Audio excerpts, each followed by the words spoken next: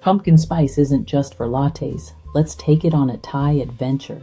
We're making a cozy Thai pumpkin spice curry, and you only need a few fresh and pantry staples. Start by sautéing onion and bell pepper until soft and fragrant. Next, stir in curry paste and pumpkin puree for a rich, flavorful base. Pour in coconut milk, add chickpeas, and sprinkle in pumpkin spice for that fall twist. Let it simmer.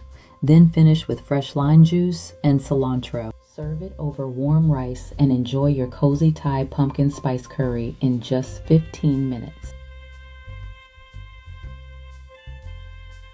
Pumpkin spice season isn't just for lattes. It's for cozy curries too. This Thai pumpkin spice curry is the perfect fall comfort food. See you next time, right here on Yum in a Snap.